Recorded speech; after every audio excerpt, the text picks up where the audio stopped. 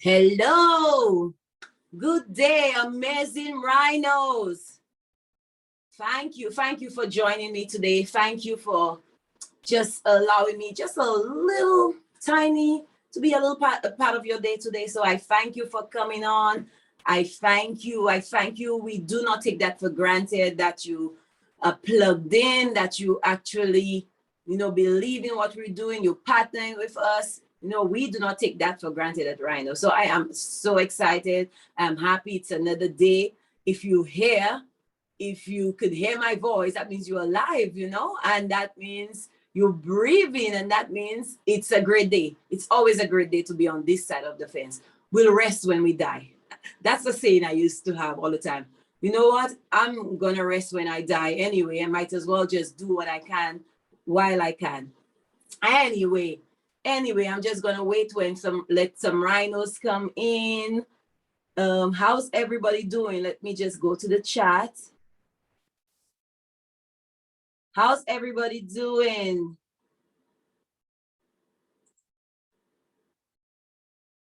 How's the weather?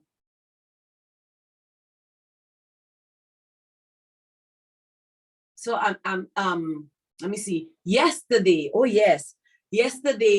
I went to the Jersey outlet, because I'm in New Jersey, and to return some shoes that I bought that was a little too big for me. And I'm telling you, I was in full winter gear. I was covered from head to toe. My ears, my head, my hands, my feet, everything of mine was covered from head to toe.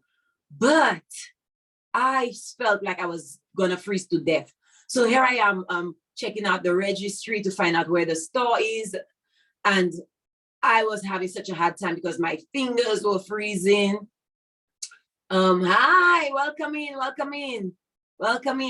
My fingers were freezing, my ears. Hi, Ron, how you doing?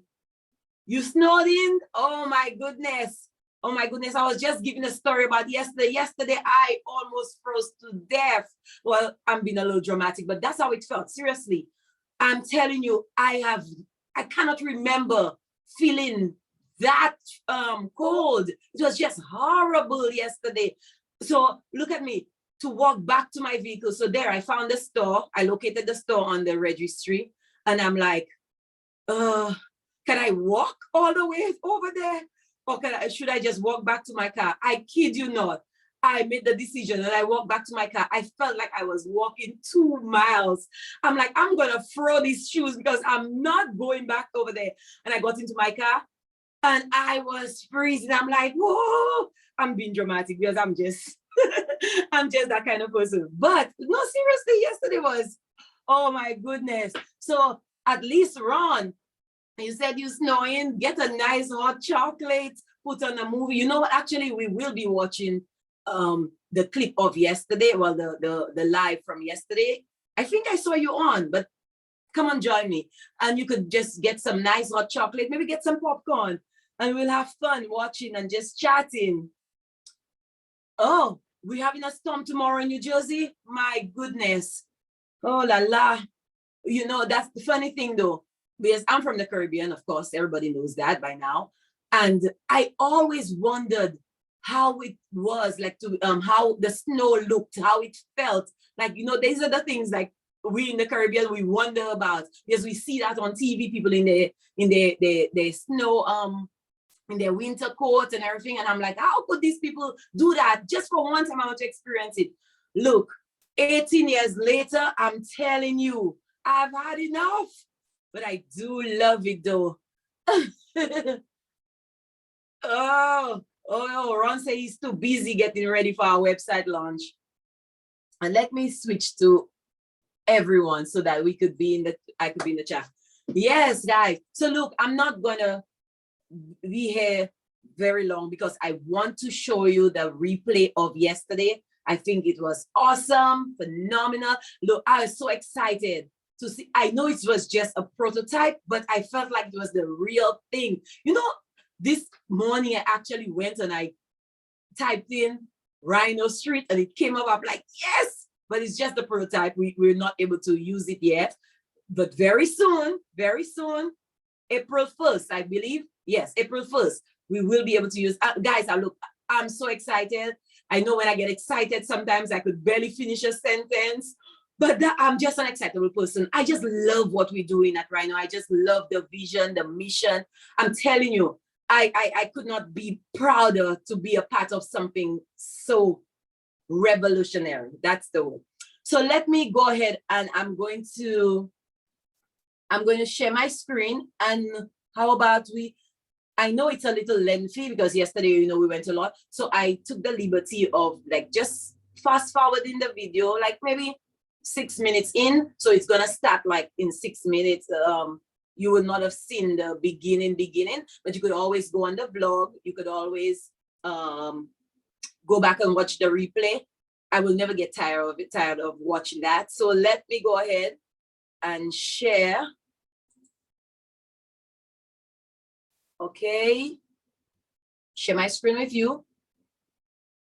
Based on your own merits. You by yourself will never make a difference in any company ever. It's just the facts. You are only one person. Say you have $1 billion, right? You're $1 billion. How much of that billion are you ever going to give to one company? Are you going to eat, drink, and sleep? Rhino, do I need to make water products? Do I need to make food prep? Do I need to then go ahead and create gym? Like, how many things do I need to create to get such a percentage of what your money is that it makes sense? And now I have all these different things and only one customer. The point is, no one person will ever make a difference in someone's business. And I feel like that's the thing that large companies know, and that's the thing that small businesses don't know. Because small businesses will go ahead and compete for that marginal person. And I really think that's okay. Small businesses are built to be community-centric.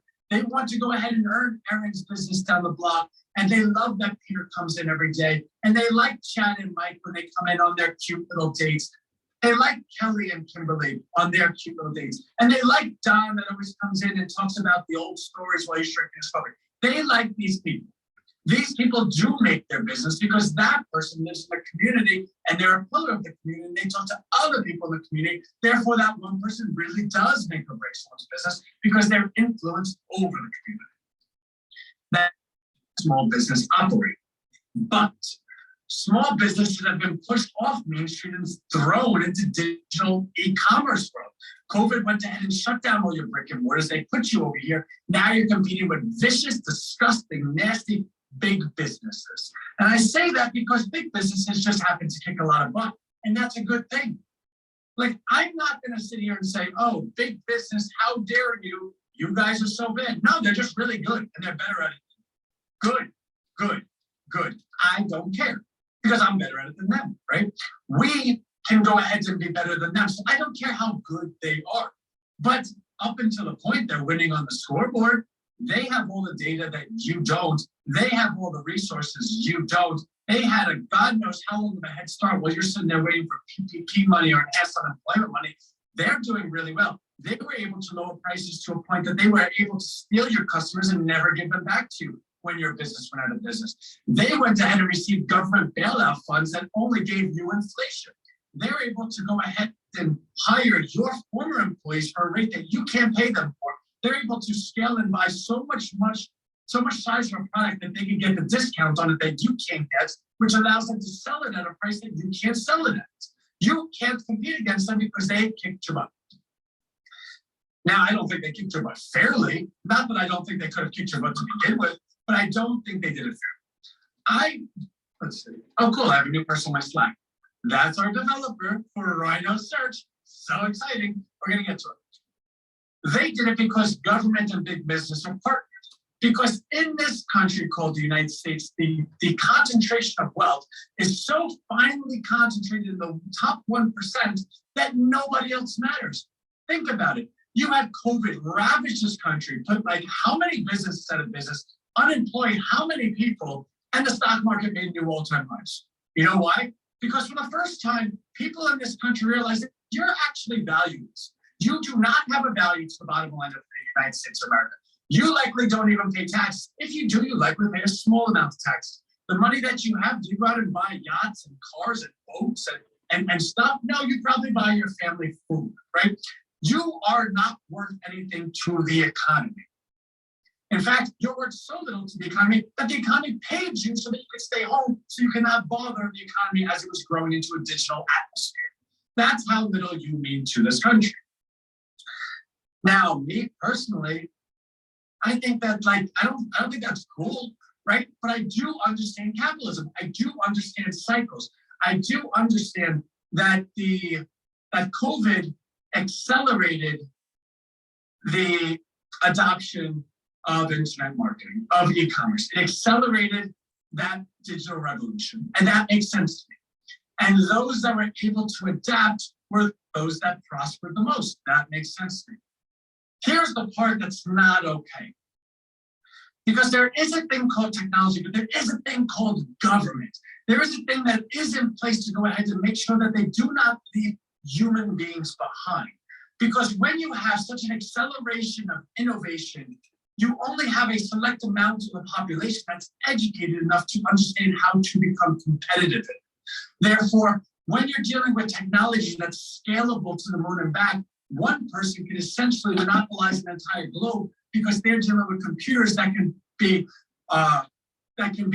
improved and upgraded with artificial intelligence and can be scalable to everything because it's all automated. It does not cost you anything to press a button and tweet out 50 million people if I had 50 million people following me. Therefore, you've had the opportunity that small sliver of the population that was educated enough and had the resources enough had a head start that was bigger than a regular head start. It wasn't like the tortoise versus the hare and the hare just went around one thing. If you had a head start on technology, you are light years, literally in front of someone else. There is a large majority of the population in this country that still don't know how to do a Facebook ad. You might laugh at that and think, oh my God, how can they not do a Facebook ad?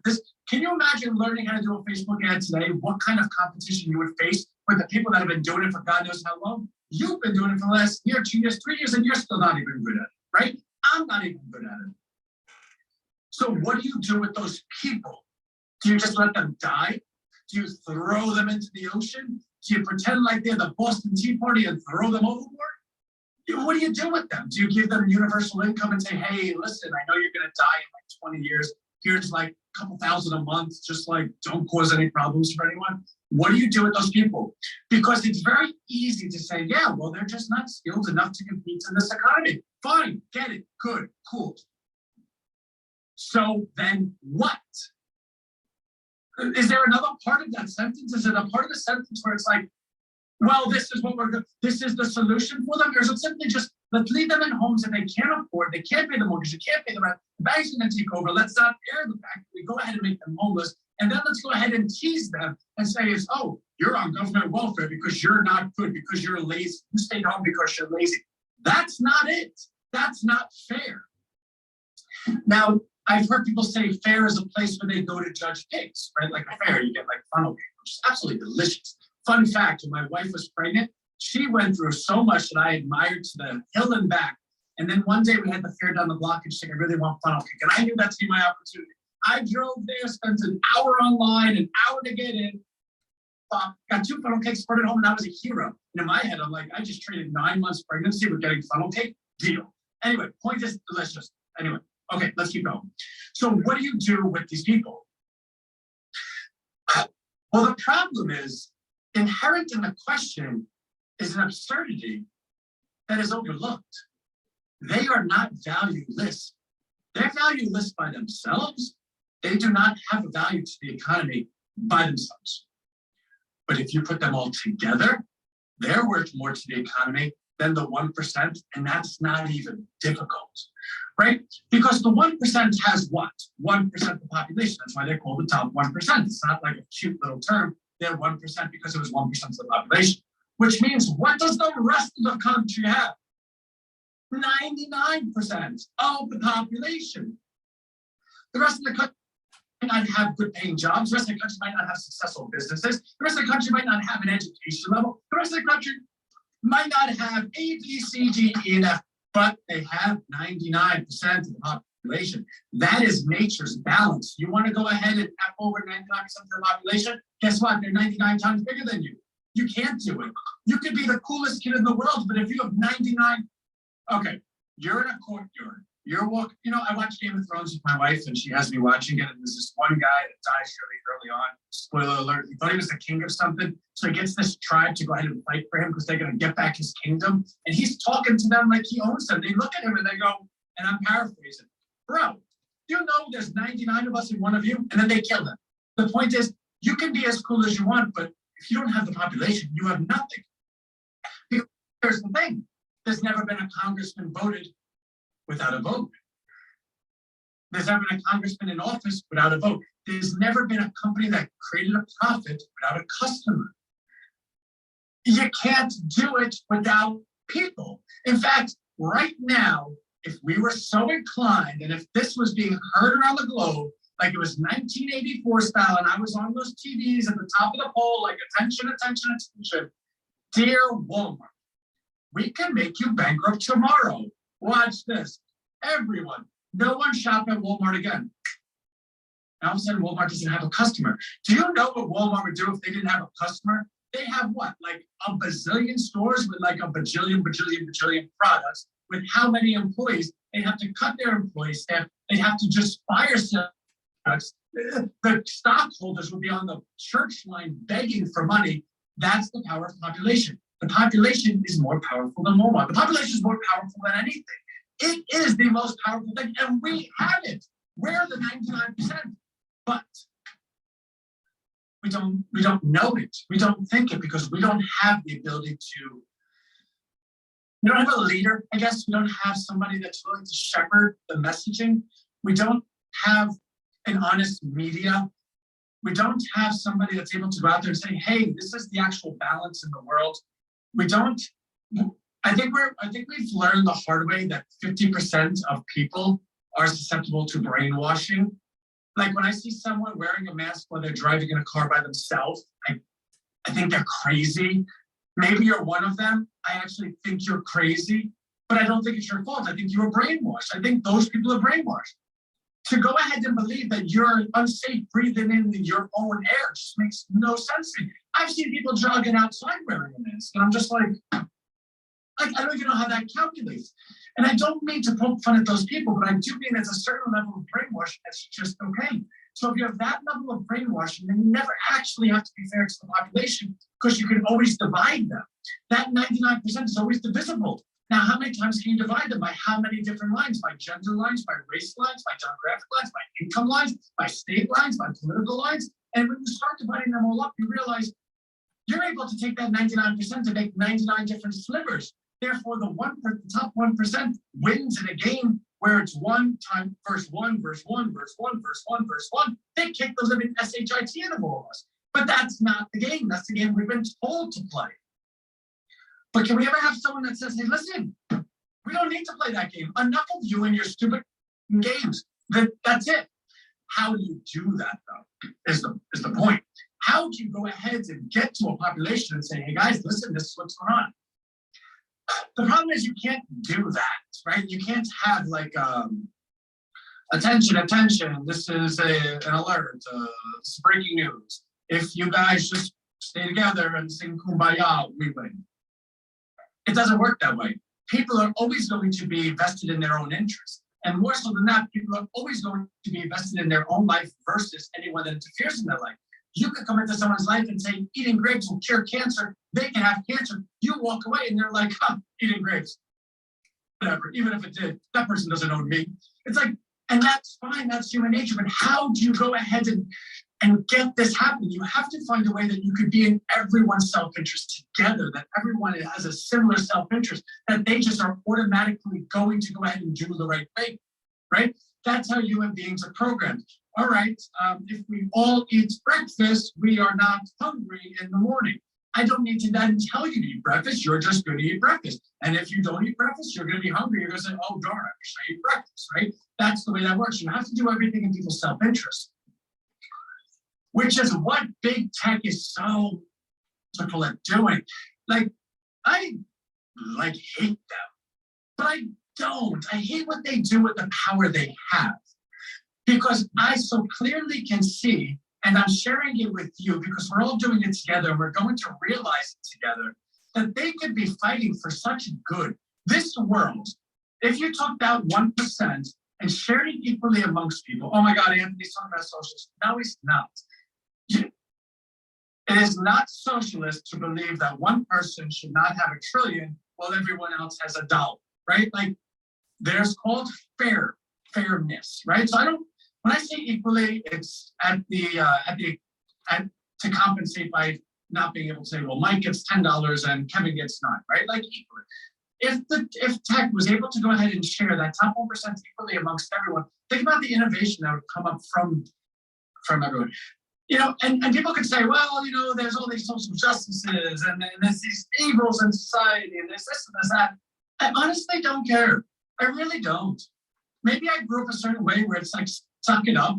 But I don't think that's real. Now, let me take a step back. I do think certain evils exist, but I don't think evils exist on such a mass scale that it's like, if you walk into a building and this building has this type of people, then you must fear for your life because those type of people are 100% going to do this, right? Like, now, I'm a white guy, right? So like, has anyone been racist against me ever? But I don't feel like we live in a racist society. I don't feel like I live in a society where cops are going to do really bad things. I don't feel like I live in a society where you can talk about any political, gender, racial, like anything you want. I don't feel like I live in a society that says, okay, because you're this and not that, I'm going to throw away everything that's unique to you, your own merit, and I'm just going to go ahead and placate based on these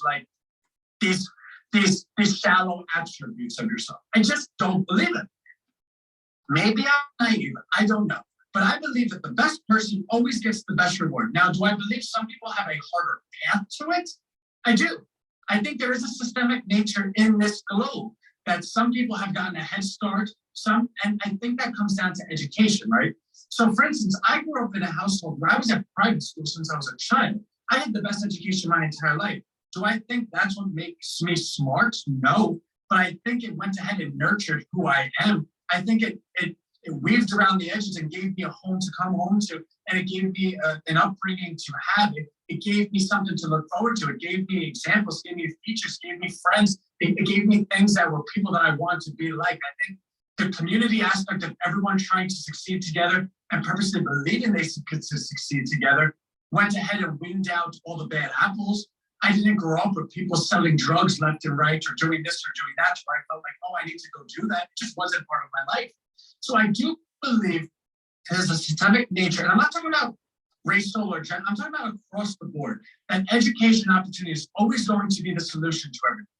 Because you could be the biggest dirtbag in the entire world, but it's probably because you have nothing to live for. You just are like, everyone has to be over, I'm gonna do this, cool. Do you, right? But if I went ahead and said, hey, listen, we have this opportunity for you. And if you're able to do this, and I'm gonna work with you, we're gonna put the people in place to make sure that you're successful. Just answer me one thing. Are you committed to being successful and living a life that's different than yours if we put everything around you and allow you to grow in such a way that we will attain that goal together with you? I think the answer is yes. I really, truly believe that 100 out of 100 times the answer is yes. And if that's the case, then you could take everything else and it had nothing to do with the attributes of the person. It had to do with the upbringing of the person. So I believe that when you talk about how the top 1% has this 1% that's not spread out amongst, think about all the people in the population that have divorce in their household, and depression in their household, and drugs in their household, and crime in their household, and all of this stuff because they were unable to ever feel like they had an opportunity or an education to go ahead and build bigger, right? They couldn't build back better, right? Like they were unable to do that. Therefore, all right, you know what? The system has me over. I see what it did to my parents. The banks took my house, my parents' house. My parents got divorced. My mother met, her high school sweetheart on Facebook. He had the money. He was a banker, so she's with him. My father's now a drug addict, and I feel bad for him. These stories aren't like Anthony didn't just make them up. They exist in real life. So how do you go ahead and do that? When I take a look at big tech, I say, you guys are real dirtbags. Like you live in these ivory towers and you don't see anything that's going on. But here's the thing that gets me. What makes them so masterful at exactly what they do is that they created products that you think are free. It's like the line, the devil's greatest trick was tricking you all that he doesn't exist. That's what Wall Street is. They have done this masterful trick of tricking you to believe that they don't exist. Big tech does not give away free products. When you go on Facebook and you're like, oh my God, this is free. I got a free profile. Like, click these buttons. It's free. It's not. You're a hamster in a wheel where they're taking all of your data and selling it off left and right to the highest bidder. You go ahead and click a picture of a potato, and now potato farmers are sending you ads because they know that you like potatoes. That click that you thought was so innocuous and it was free actually was costing real money because that potato farmer sent Facebook money for leads that were going to be receptive to potatoes. Take that, multiply it by infinity, bring it down to the depths of your heart and your understanding how this companies make money. Bing, right? It's a cool little search engine. Like Bing, all right, I went on Bing, I searched for something, I found it. Sounds great, right? You had a good experience, which is why you're going to come back to it. Google, Yahoo, MSN, DuckDuckGo, whatever search engine you could think of, you had a good experience. It was free. You went on it. You said, I'm looking for ice cream, and an ice cream shop popped up near you. Or you were looking for something that wasn't so localized. You were looking for a bike, or you were looking for a car, or you were looking for a lawnmower. And then all of a sudden you get ads from Sherwin-Williams or Harley Davidson or Schwinn bikes, right? What about Fred down the block who lost his brick and mortar business where he was selling bikes for 200 years? It was a family business, and you will never see his ad. You will never know that his family built the best bikes and that they were loved amongst the townspeople. You know why? Because Fred doesn't have the money to compete on those search engines. Fred is in a big Wall Street company. Fred will never be on the first page. Fred does not have the money to go ahead and buy ads. So what happens to Fred? But I promise you, if you went on a search engine, I said to you, do you want to buy a bike from Schwinn, who's worth like $1 bazillion trillion, or would you like to go ahead and at least take a look at Fred's bikes, whose family business has been doing it for 300 years? He now doesn't have a brick and mortar business. He does it out of his house and he does it with his family. Who do you want to support? I think the obvious answer is Fred. I think we all say Fred. We all want to go ahead and root for the underdog because here in America, we always root for the underdog. You want to know why Rocky was such a great movie? Because he had no business winning any of those fights. He was this bum from Philadelphia who couldn't even put two sentences together, but the fact that he never gave up. He always got back up. To this day, Rocky is the most famous athlete in Philadelphia, and he's not even real, right? Because he's from Philly. I went to school in Philly. I can tell you it's a horrible town. Although, Old City is really cool. And the cheesesteaks are a complete, like, tourist trap, right? It's not good. Anyways, I think we would all choose Fred. The problem is, how do we ever know about Fred? How can we? So that's been the evolution of Rhino, right? We've been trying to find ways, and it's not that like we're going to find ways by putting our hands in the hats and saying, okay, this worked, this didn't work. We have to just be in it. We have to talk to our people. We have to spend every day being in communication. You know, V is a host, and she's phenomenal. And her biggest skill set is that she's just lovable. And people might even think, Anthony, like, or she might even think, why are we doing this every day? You know, sometimes we have 10 people, sometimes we have 100 people. And it's because we want everyone to know we're always going to be there with you. We're never leaving. We're always right here. But more so than that, we need the feedback. We need the advice. We want to know everything that you're thinking because you represent the market. You represent all of us. If I was only selling to me, I would only be my only buyer. If that makes sense at all. Because I like things and do things that other people don't like. I buy pickles. My wife hates pickles. You know why I buy pickles and I love pickles? Because she hates pickles. I love pickles anyway, but when pickles are home, I get to eat them all. I buy steak. She eats all of it, right? I buy pasta. I get to eat that. The point is, in my own household, with the person I love more than God itself, I guess God itself, more than life itself, we're completely different. So even that, if I was selling things in my house, I would have one buyer, and maybe my son, right? Like, because I think he likes me. So we just want it all. I love the emails I get. I love the phone calls I take. Abigail's her schedule is always, I see people booking all the time. People book with me all the time. People send emails all the time. We have a good grasp from us. Now, what's the coolest part about that is the fact that we are completely organic. Everyone here, I've either emailed or has heard about us from somebody who's participated in one of our platforms and said, you know what? I like what these people are doing. Let me stick around. And what I think everyone likes the most is the recognizable growth. Yeah, Anthony and Rhino, they don't sit stagnant. They're always doing something bigger. And I know their hearts. I see it when he speaks. I believe in them. I'm going to stick with them. That has allowed us to go from, when we launched Rhino just a couple of months back, this platform, we had, I think the first week, 185 people. We're up to like almost 700. It's been 10 weeks. That's completely, I cannot express this, completely 100% word of mouth. I think I run $10 a day in Facebook ads just so like I could warm up that account, because when we do need to do massive spends, I don't need Facebook being like, who are you? Right? So like I have little tricks. I have a $10 a day Twitter account so that they know that like I'm a reasonable person and my credit card works, right? Like stuff like that. But I don't even look at the metrics. I'm not like, oh my God, my cost per acquisition.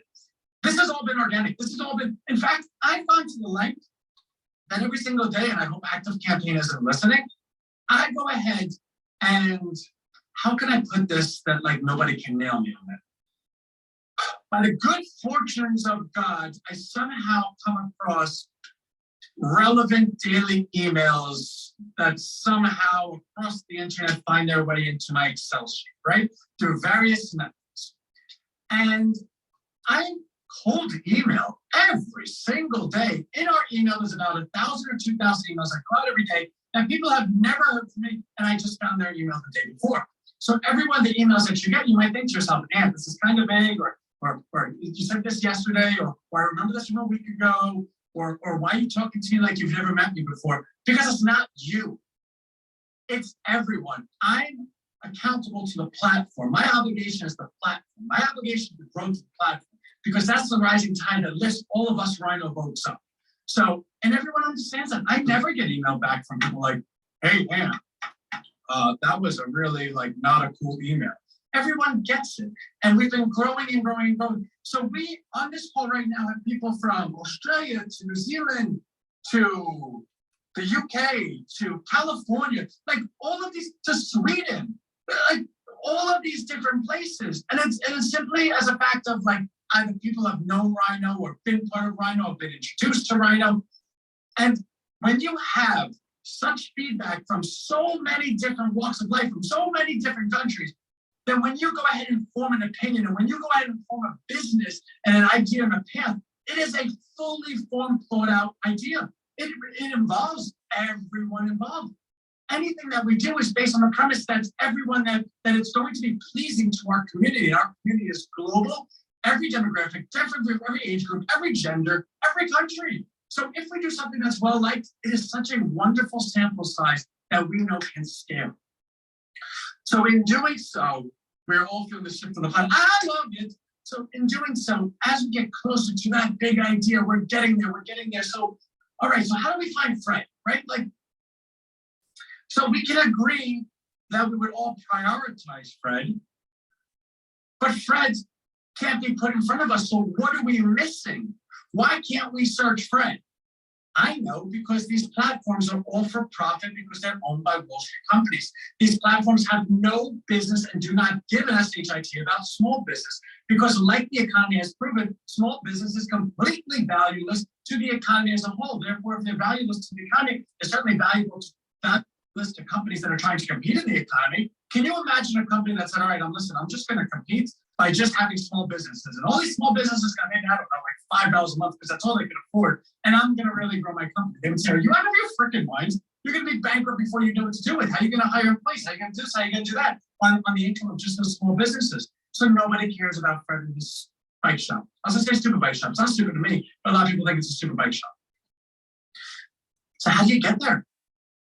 Well, so what Rhino decided to do when we were a paid platform was that we were going to go ahead and create an app that was going to allow you to, this is who I am, this is my mission statement, this is my value proposition, this is my company updates, these are my products, click here, nice and easy, you got to know the person, because that's what we believe people would buy. If you were able to see the person and see that there's somebody you'd like to support, the product secondary. I've always believed, so here's like a foundational element of Rhino. And if you don't agree with this, then you should not be part of Rhino, because this will infuse the DNA of Rhino forever. People buy people, they don't buy product. That is my belief. I believe that if somebody sees somebody they like, they will find a reason to support them regardless of product. Like, for instance, I remember one time a Girl Scout came to my door. She was selling these horrible cookies. Well, actually, they're all delicious, but the ones that she had like Thin Mints. And I don't like Thin Mints. I don't think mints should be anywhere outside of a toothbrush. But that's a story for another day. I was like, do you have Samoas? She goes, no. I go, you should get some Samoa of that. And she didn't think it was funny. So whatever, right? So she had Thin Mints. And I have $5. And she has Thin Mints. And I have $5. And I like $5. And I don't like Thin Mints. You know what happens? I had Thin Mints and she had my $5. How did that happen? I did not eat the Thin Mints. I found someone to give the Thin Mints to. I really wish I had the $5 because I like $5.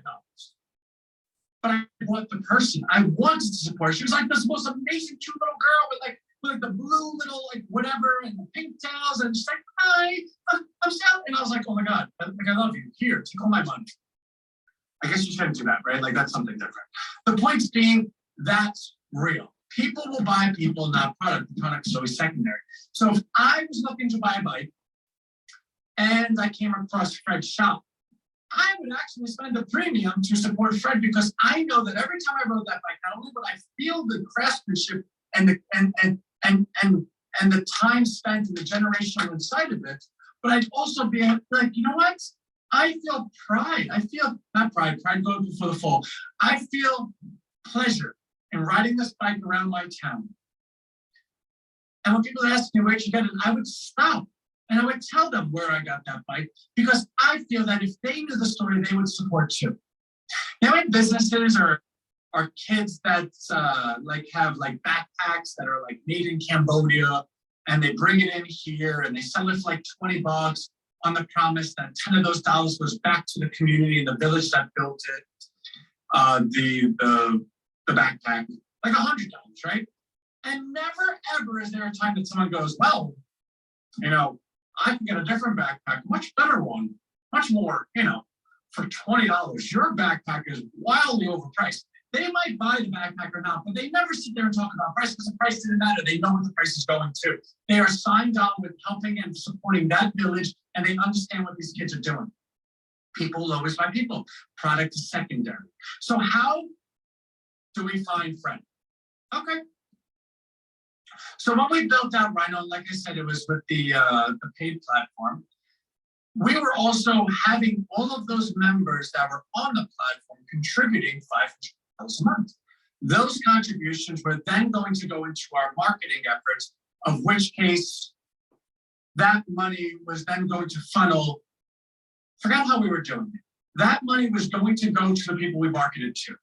Therefore, if you went ahead and allowed us to market to you, we would go ahead and share the profits with you. We would share monies with you. And that was a good idea, but as you can see, there's plenty of problems with it, right?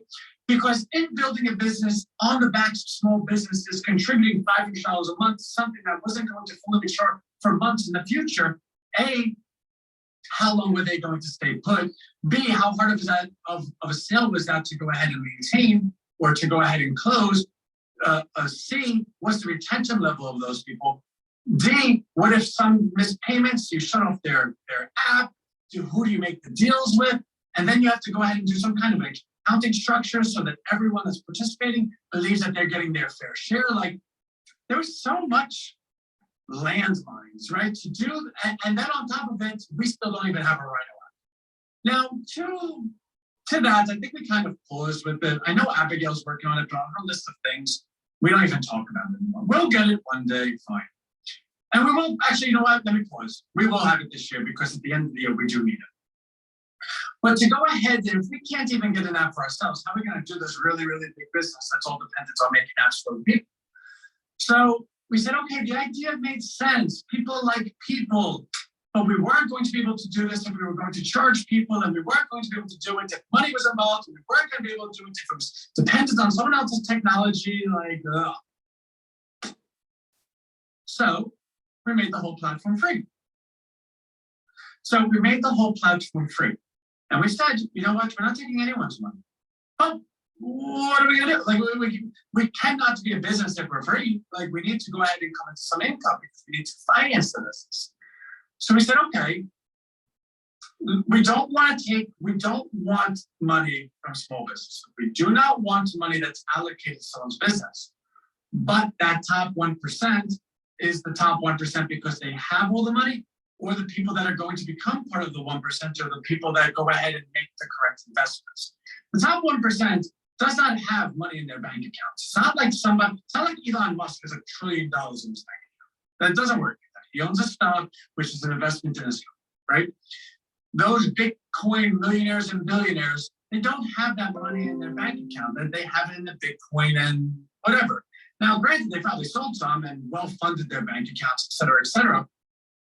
But they became that top 1% because they made the correct investment. So one could say the top 1% is there because of prior investments and or current investments. Therefore, for those that want to participate at that level, we're okay taking their money because that money is going for investment.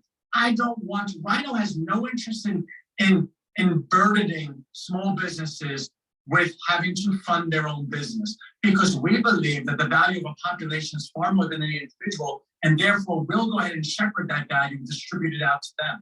We do not feel like any of those should be burdened with that. We want to rebalance the scale of fairness.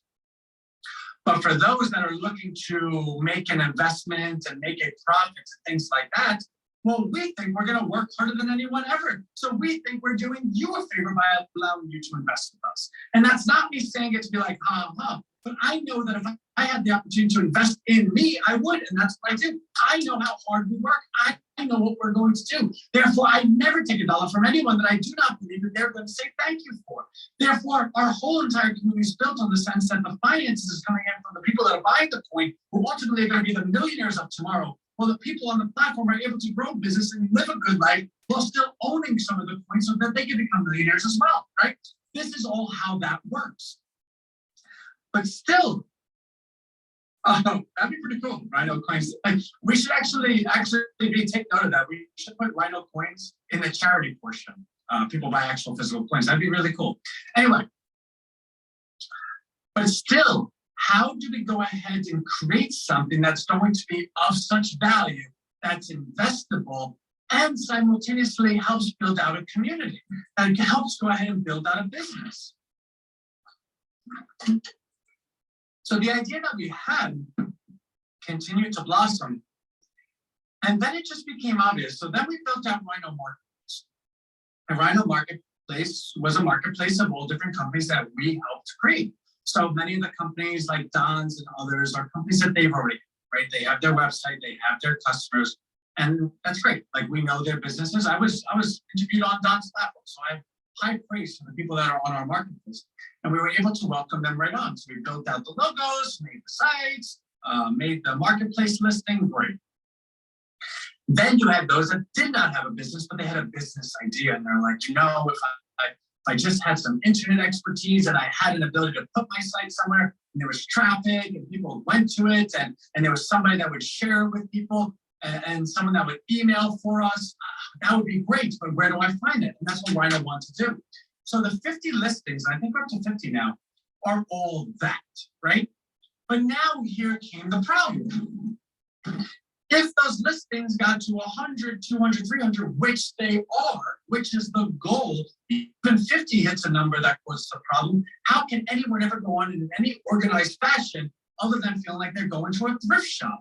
Our Rhino Marketplace was a human thrift shop, right? Like, you went on and you're like, well, this company does that. I don't really need that. This company does that. And you were only going to look at companies as far as your fingertips scroll, or as far as the amount of time that you've had, right?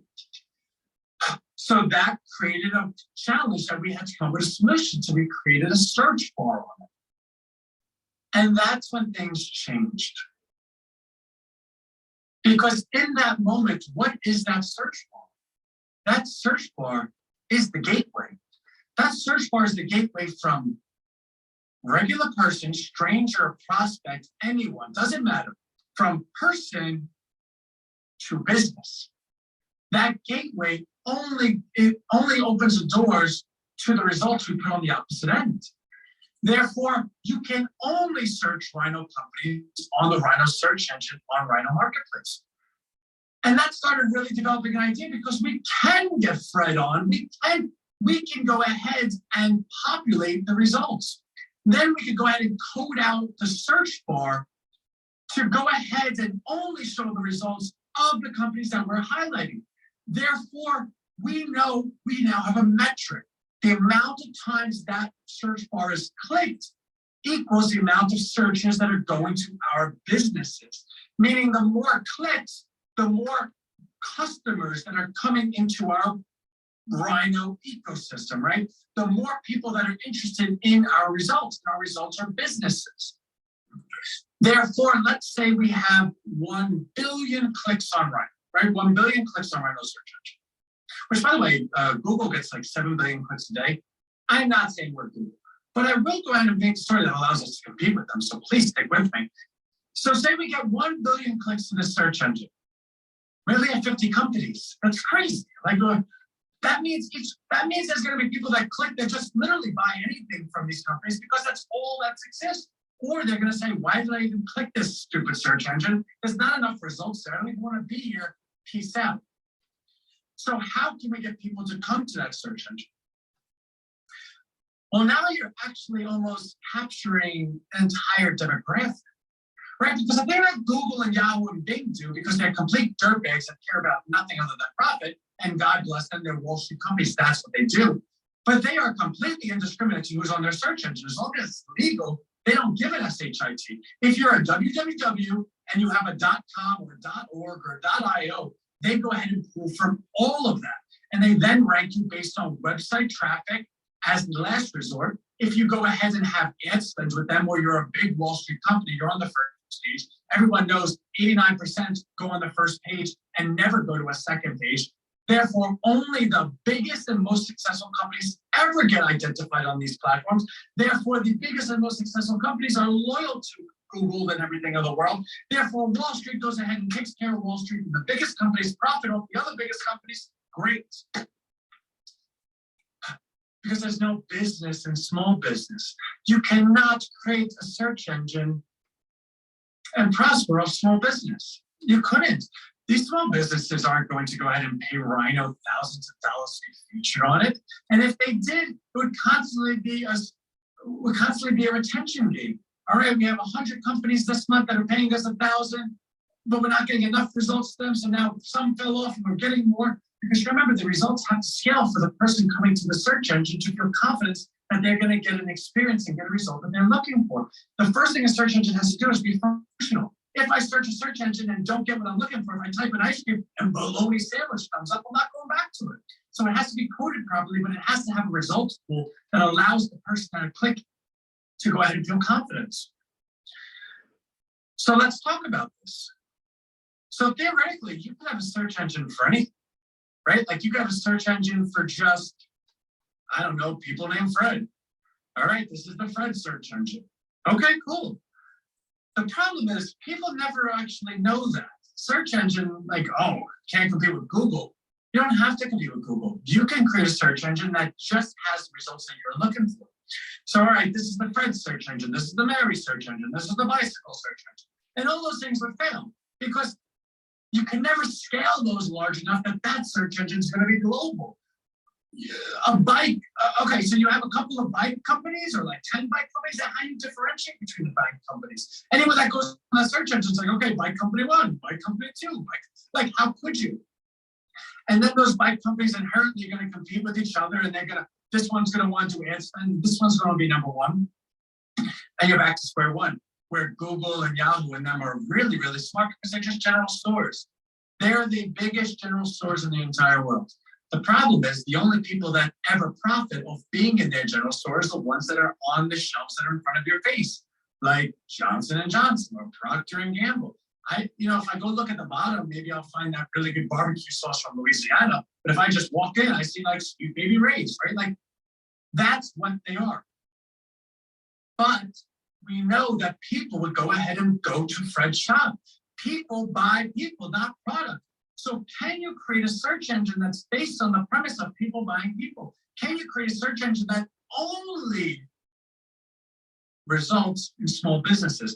Would you go to a search engine that you knew that every single one of those results were all small businesses, mom and pop shops, Main Street businesses that were not Wall Street companies?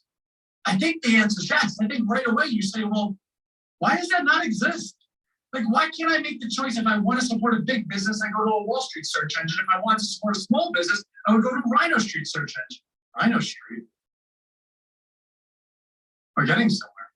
So what if that search engine only had Rhino companies? And Rhino companies, you know what? Rhino is a word, but it's also a culture. What Rhino means is it's the mom and pop, it's the person that just is community-centric, that starts from the bottom, that wants to build, that has good ethics, has good morals, and is just trying to do the right thing and have a good life and support the American dream for their family.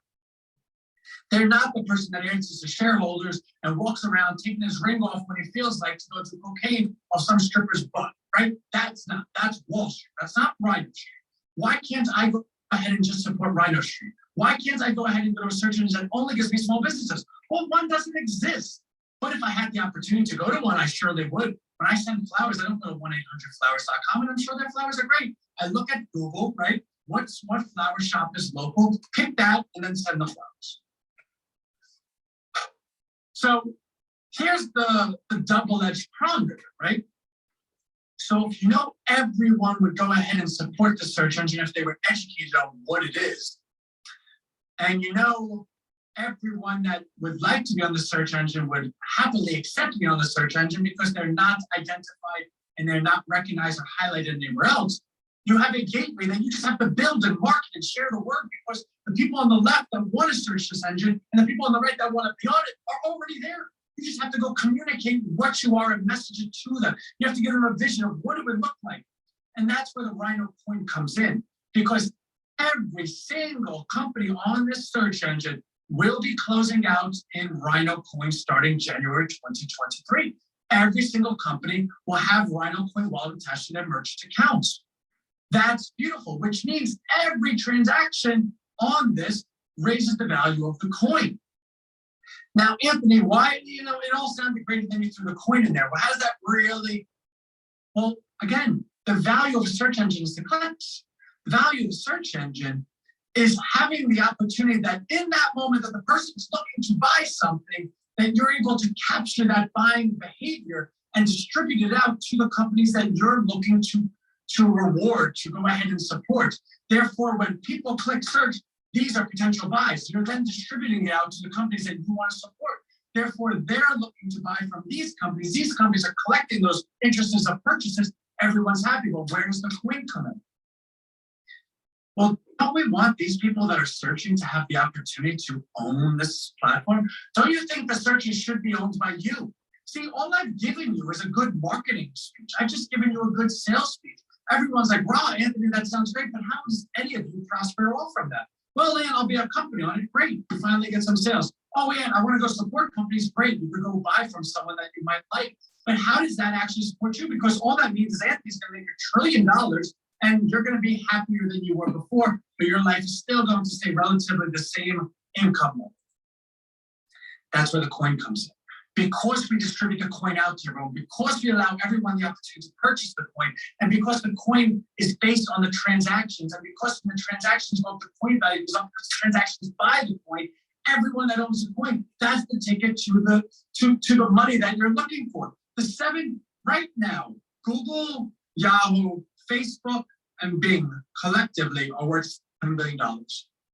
Those search engines are worth close to $7 billion. Now, Bing is obviously owned by Microsoft, so take Microsoft down. Those search engines are worth $5 billion. No, billion, I'm sorry, $5 trillion. All on a free product. Now imagine if the market cap of the coin was $5 trillion. Imagine if we were able to capture the value that's already out there for people clearly just clicking buttons, and we were able to return it to the people who are actually the clicks. Imagine if you actually were able to prosper from somebody clicking you. Imagine if you were able to prosper from clicking somebody else. Why don't you have the opportunity to own exactly what it is that this is? That's right. So the coin I bring up, and we're going to go 10 minutes extra today because I do need to make sure that everyone has the opportunity to purchase more coin. Because by the next time I'm out here, it's going to be February and the coin's going to be higher.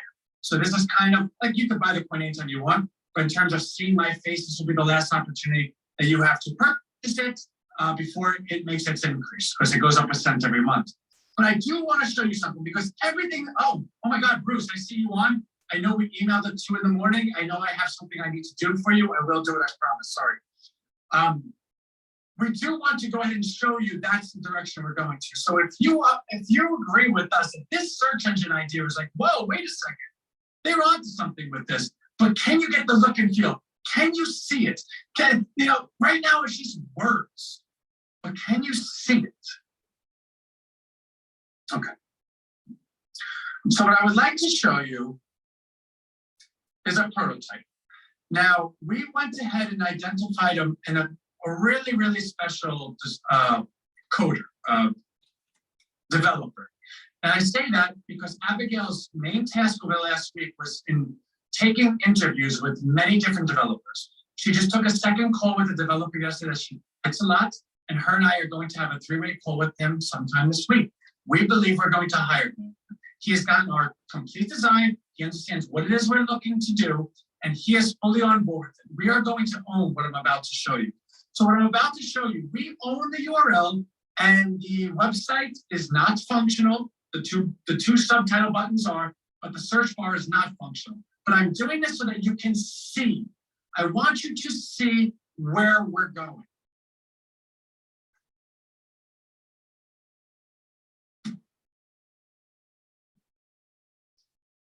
Nice and clean, right? So we're gonna add to this, but I don't want you to be underwhelmed by how clean this is.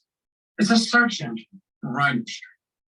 Bottom left, how Rhino works, it's going to bring you to DM, which is a site that we're going to refurbish and go ahead and make more congruent with this message, because we're going to have to teach and educate what Rhino Street is, who is it that we're supporting, and how people can support them.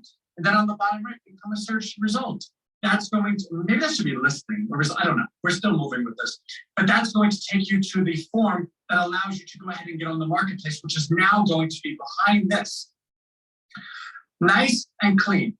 So let me see my chat with Abigail, because there's something else I want to show you. Where are you, Abigail? Hold on. Okay.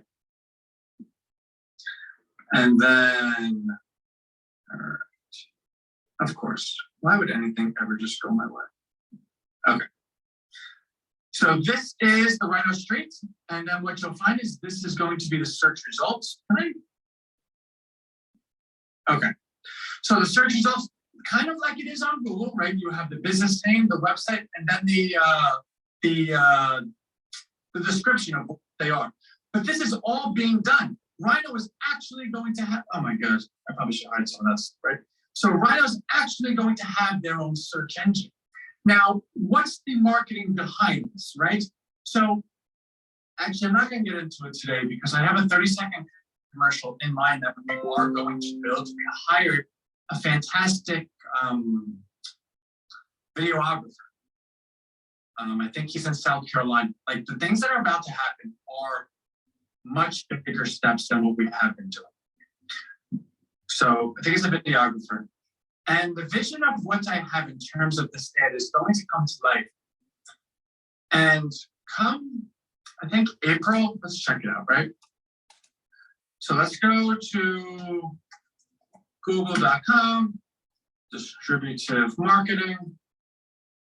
Go to our page, number 1, of course, on the rankings. Why wouldn't it be? Go to Rhino Coin. Go to Rhino balance sheets. And like I've always shared with everyone, you have the balance sheet here so you can see how we're doing. But down here is our 222 calendar. I update this all the time. I updated this today. This is for you to know exactly what we're doing this year. January, Rhino Meeting host. Who doesn't love me? We've got it. We spent the whole month developing all the goals for that. Rhino Feed, do you guys know what that is? Rhino Search Engine, are we talking about it? Are you part of Rhino Partners? Do you see our organizing meetings, scheduling speakers? Who hasn't received the email from her, right? We went ahead, and it's January 26th, and we kicked so much butt with that line item. Now we're in February. Rhino Street ad, which is the ad I'm telling you about, plus the search engine will be built by the end of the month, plus a website refresh. March, we're going to start running paid ads to Rhino Search Engine, which is going to allow us to get real-time perspective on how people like, how many searches are going to it? What are they searching? That information, that data is going to allow us to build out the marketplace even further. But here's where it gets exciting. Can someone stop messaging me? Oh, okay. Anyway, in April, we will have a publicist. Now, this is an interesting thing because how about I just take Slack and throw it out a window?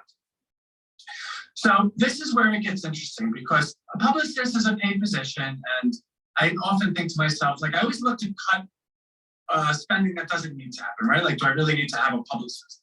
I can go ahead and book my own stuff. But then you start thinking small. The reality is we do need someone whose full-time job is to make sure that they can manage the publicity around us and get me scheduled on a weekend basis at different towns across this whole country. I want to be in front of events of thousands of people every single weekend from all over this country, sharing a message, putting up our ad, and sharing exactly what we just shared with you today in a more digestible manner that's more developed and crafted to speak to the masses. Because when the offer is, hey, would you guys support Fred, or would you support Wall Street companies? Yeah, we would support Fred. Here's Rhino Street. Do you want to own a piece of Rhino Street? Does Google pay you? No, but we will. Do you want to be a result on Rhino Street? Well, I don't have a business. You are a business. You're just selling your labor to your employer. We have a design team that will build your business for you and put you on Rhino Street. Do you want to be on it? Yes. And we're going to give you Rhino Coin too. You can very quickly see that because our market is the 99% that have been forgotten, that believe they're valueless by themselves, that you could very clearly see we're going to get a lot of yeses. And when those yeses start piling up, when we start having hundreds and thousands of businesses and tens of thousands of businesses as results on our Rhino Street search engine, again, we can't compete with Google on like their infrastructure, right? Like they have a lot of smart people that do a lot of fancy stuff. We don't need to. We're not trying to take over like indiscriminately. We're not selling ads. We're not doing any of that stuff. We're competing with the decision that the person makes when they sit down and they go to search something. Do you want to support? Do you want to search Wall Street companies? Go to a Wall Street search engine. Do you want to search and support small businesses? Then go to Rhino Street. Do you want Wall Street or Rhino Street? Wall Street or Rhino Street? When we're able to make that distinction, we're now competing. We're 1 in 1. And not only that, Rhino Street is only one up. Wall Street, there's Google, there's Yahoo, there's MSN. There actually becomes an opportunity that we can become bigger than them. And all the while, everything that's being supported is our community and our people on a global scale. But it's those that own the coin that are going to be the ones that prosper the most. Because and I say that not because I'm sitting here trying to sell it to you, but because for us to do this, it needs to be financed. Now we have, I believe, like 130,000 sitting around. We're not poor, but to go ahead and go on events every weekend and do all this stuff, it's going to cost money. But I can promise you the people that come in, do you think all these people that sit at these meetings or sit at these events are going to come in and say, oh, by the way, I don't want to buy any coin? Everyone's going to be participating. But on top of that, they're going to be the businesses. They're going to be the searchers. They're going to be the ones that allow the coin to get the value. Everyone is so important in what we're doing. And I'm simply the shepherd that's putting together the vision and corralling everyone to be together.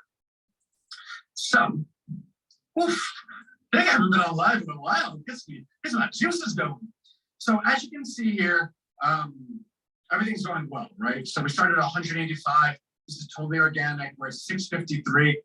Last week we had a day where 3,686 people visit our website. It was Saturday. That's insane. We're up to 51 businesses. As of right now, Rhino Coin in 2024 is worth 18,000. Now we've progressively seen this number come down. And that's, well, today's only Wednesday, right? So we still have a whole week of results to still have, and it's been a slow start. But secondly, this has all been organic. This growth has been slowed a little bit because our organic reach has tapped out our partners, has tapped out different things, has tapped out my ability to, on a percentage gain, bring in cold email stuff. But that's okay, because once we get into April, then Anthony all of a sudden is going to events on a weekend basis in front of thousands of people. All right, we just got 200 here, we got 1,000 here, we got 1,500 here. You never know who you're going to meet. I don't know who I'm going to meet. I might meet people that are like, I have like 17 million followers. Do you think we're not going to find a small business influencer somewhere that's going to hear about us and is going to want to be a part of this? I'm going to actually have to manage the coin, because I can promise you, even though organically it says we're going to run out of coins here, once we start doing this, we'll probably run out of coins somewhere over here. I cannot imagine all that coin being in existence. So we're going to have to talk about the coin, because there's going to be a point where I'm just going to stop selling the coin, because I want all of the businesses to have a piece of the coin. So there might be a point that we just halt sales on coin, but we're not at that point yet. So I'm going to put this away. I'm going to walk everyone through getting the coin, because it is important. And again, if you don't want to, God bless, no one's making you. But it is 2 cents now. It will be 3 cents in February. So, you know, if you like saving money, you should, right? Okay. So let's go to chat. I'm going to put this in here.